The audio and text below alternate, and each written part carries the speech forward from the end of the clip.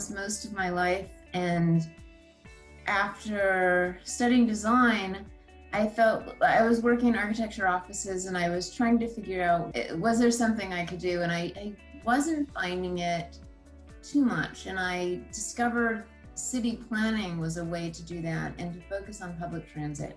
It took me a while to figure this out, but then I came out here to University of Pennsylvania to study city planning, really with a focus on transportation, public transportation, and to help people get out of their cars. I didn't know more than that going into it. So when I was at Penn, I learned more, and I saw that could be that could make huge environmental change. Learning city planning and learning about densities of cities all are part of that, even if they don't seem like something an environmentalist does. Encouraging people to live in cities with density, smaller footprints, using fewer resources is very much an environmentalist goal. So that led me then to Philly CarShare and starting that. I think it's wonderful. It had to happen because unfortunately their parents weren't doing anything. It comes from our history, I think, of we had the Depression where people were really deprived. So the next generation felt like if they had stuff, they should be able to get it. And there was no consciousness about the planet and where they were getting things. And so it finally comes to this next generation becoming very aware that this is going to it's already personally affecting people. And I have found it really moving to hear people's stories, young people's stories of, 1 year at summer camp, this was the situation. We used to use the ice as the refrigeration, and the next year there wasn't any. For that sort of change to impact people so directly is unfortunately how people decide to make change.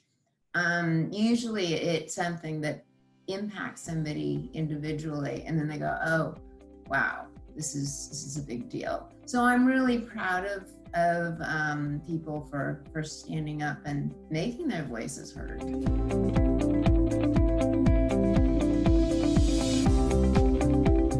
Just to go back a little bit, when we first started Philly CarShare, there were a lot of companies starting up. Zipcar was threatening to come here to Philadelphia, and so we always knew they were there. So we always felt the need to compete.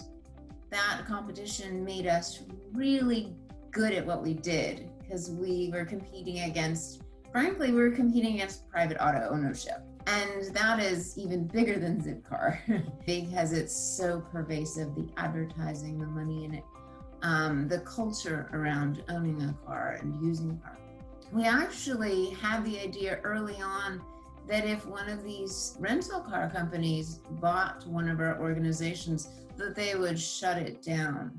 So in fact, they ended up buying the car share companies because they were doing so well and they saw it as a great market. So it's interesting to us, and it was exciting to us, even though we were competing against them, that instead of trying to shut it down, they embraced car sharing. It did pretty well. I have to say, in Philadelphia, they seemed to think they didn't need to do any marketing. So I didn't see much expansion. They could have done a lot more to continue to use on-street spaces, which were great advertising and a great way to let people know that CarShare was available and made for very safe ways to get access to cars, because we weren't going into garages. They stopped building their audience. People still knew about them, but newcomers to Philadelphia, and there are always newcomers, didn't necessarily know about car sharing. So that was kind of a shame, because our goal, and I feel like we achieved it, was that Philly CarShare would be like any utility you sign up for when you move to a new place. You sign up for electricity, you sign up for internet, and you sign up for Philly CarShare if you move to Philly, or you learn where your nearest pods are, whatever it is. So unfortunately, COVID has really put a damper on that. And I'm frankly glad I wasn't running one of those organizations during COVID because it just kills business. So there were challenges that we were able to meet, but initially it was getting insurance. Frankly, as a car share company, we were able to piggyback on a city car share that was a nonprofit. Because we were seeking our nonprofit status, we could go with their nonprofit insurance broker. And then it was, how are we going to get cars? We don't have any funding. Well, we had written a strong enough business plan, and on the strength of the character of the two of us who went to Enterprise and said, this is our business plan, we'd like a couple of cars. No collateral, nothing. They leased us cars. Some of the other hurdles, though, that we dealt with for years was just time. We didn't have any significant savings into building Philly CarShare. I volunteered my first 4 months, and then I got, a lousy sort of administrative assistant salary for the next year. And all the board members had their own jobs full time, and they volunteered on top of that, like hours upon hours. And I worked almost constantly. So it was definitely a labor of love, and it was totally worth it. But those were the challenges. And then for me, once I hired staff, because initially I was the only one of the co-founders who was a staff member, managing staff and not expecting them to work those crazy hours. And I didn't. So we, managing our budget very carefully, making sure that we brought in enough revenue fast enough after adding each car so that we could support that, because we wanted to provide very high quality service. And that high quality service actually meant something to Philadelphians, because in other businesses, they don't get good quality service. So it was it was sort of its own advertising and word of mouth that helped us grow.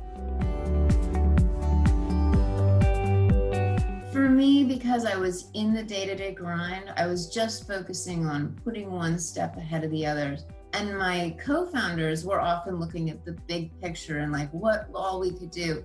So I was always, the first time we saw an apartment ad posting that it's near this pod or that pod, was just kind of mind-blowing. Like, wow, people really know about us. They know that they can advertise our presence as a bonus for that place. It was incredible. We had estimated, based on industry practice, what we'd seen before, the number of members per car, and we far exceeded that. People would say 12 to 20 members per car, and we signed up so many people that we might see 50 or 100, because people used cars less and less and less. We were providing the service, creating the service, and actually hoping they would use less of the service we provided, because that was our goal. So we needed to keep recruiting people. Winning the city contract, the city thought they needed to replace their 350 cars with 100 of ours. And in the end, when we discussed with each department what they actually needed cars for, and once each department was held accountable, they used on average 5 cars in our system. 2 they had at the municipal services lot, and the rest they could use anywhere in the system. So they really, really reduced their usage and kept good accountability, and they saved about $2 million a year. And it was just mind-blowing that this little thing we started could do so much.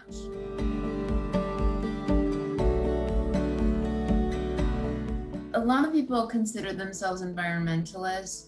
I think that creating systems more than products for people to live in more environmentally sound ways, creating a culture and an ethic that enables people to choose this as the easiest way to live is important. I mean, that's what we were trying to do with Philly CarShare. What other services, what other things can we use? Do we need to each own our own things in all regards, or is there more sharing that can be done? Do we all need to travel everywhere? It requires a lot of imagination, but it's a complex issue, and activism, I think, needs to look at who we are and who we want to be as people.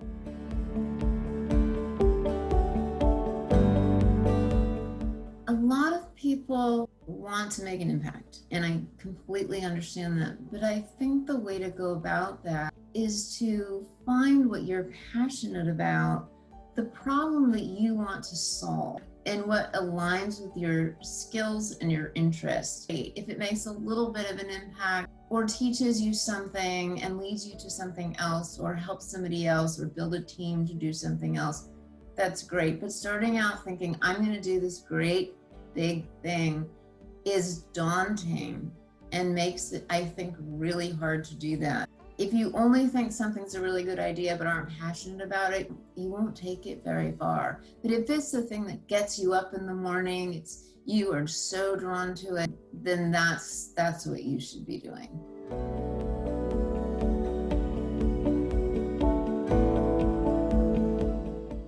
A few years ago, I was attending, sporadically, I was attending my neighborhood safety committee, and we had a variety of projects. And when the chair decided to retire, I said, okay, I'll take it on, but I really want to focus on street safety. So everything I learned as a city planner or a city planning student, everything I learned from doing Philly CarShare and working with the city, building partnerships, all of that comes into play in running a committee like that. And then, of course, the knowledge of what can be done. Oh, we can put bike lanes here. Or if I didn't know the answers, I knew how to research them because it was just all very familiar to me.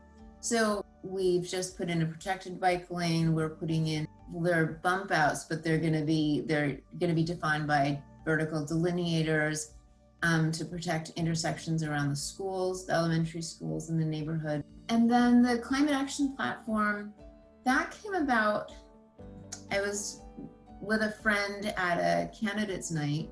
We were talking to somebody who was thinking of running in the at-large council person race last year. We were just chatting with her and sharing some ideas. She wanted to run on a very green platform. So we were throwing all these ideas at her, and we decided to write them down.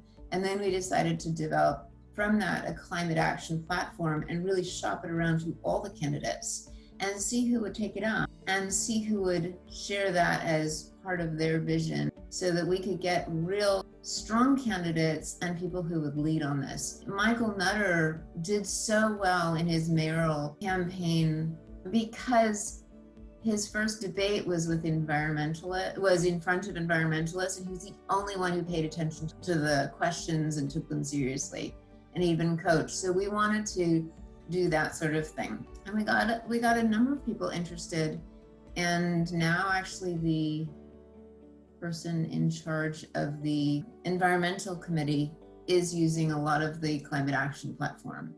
And so that comes, the knowledge for doing that, some of that comes from my associate on that, Meenal Raval, and some of that comes from my work in transportation and even being a tree tender and overseeing the tree planting in my neighborhood and city planning.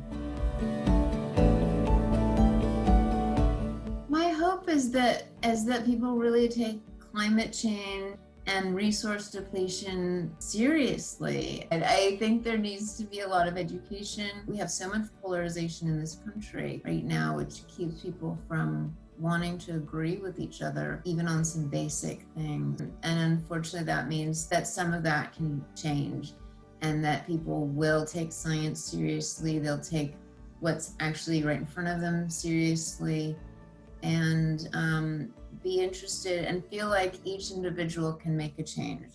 I mean, we've collectively done damage. Each of us as an individual has done damage. So each of us as an individual can be part of making change.